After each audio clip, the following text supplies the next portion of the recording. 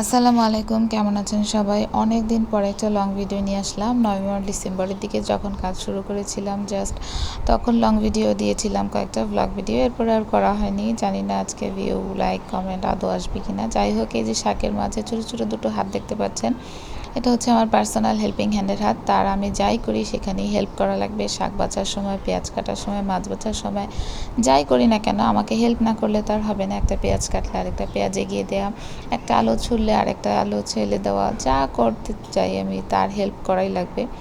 যাই হোক, আজকে চিংড়ি মাছের দো পেঁয়াজা করবো এবং কলমি শাক আলু দিয়ে ভাজি করব, তাই কাটাকুটিগুলো সেরে নিচ্ছিলাম। আমার কেন জানি মনে হয় যে রান্নার ক্ষেত্রে সবচেয়ে কঠিন কাজ হচ্ছে গিয়ে কাটা বাছা করা।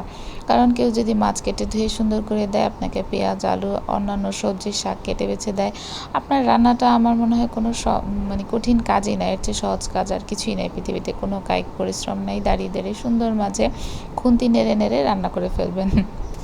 যাই হোক, এই তো আমি কাটা বাছাগুলো করে নিচ্ছিলাম। আর আমি ভিডিও করব, সেখানে কোনো ঝামেলা হবে না, কোনো নয়েজ আসবে না, তা তো হয় না। প্রচণ্ড পরিমাণ নয়েজ ছিল। আমার বাচ্চা বারবার এসে দুষ্টুমি করছিল, আর বটির কাছে ওকে মোটেও আসতে দেই না। এরপরে দেখবেন ফ্লাশ চলে গেল, কারণ আমার ভিডিওটা আমি নিজে, কোনো ক্যামেরাম্যান নেই, আমি নিজে করি। তো দেখা গেছে ফ্ল্যাশ অন করে নিয়েছিলাম, কিন্তু কিভাবে কখন অন হয়ে গিয়েছিল আমি খেয়ালও করিনি, বা আমি তো ফোনের দিকে তাকাচ্ছিলাম না, তাই বুঝতেও পারিনি। যাই হোক, আপনারা একটু অ্যাডজাস্ট করে নেবেন। এই তো চিংড়িগুলো বেছে রেখেছিলাম পরিষ্কার করে একদম। বাছার আগে কীরকম ছিল আর বাছার পরে কীরকম হয়ে গেছে। চিংড়ি মাছটা আসলে এরকম একটা মাছ, দেখতে দেখা যায় অনেক বড়। বাছার আগে মাথার খোসা, লেজা সহ, এরপরে যখন আপনি বেছে সুন্দর করে ধুয়ে উঠাবেন, দেখবেন একদম একটুখানি হয়ে গেছে। ভাজার পরে আরও কম হয়ে যায়।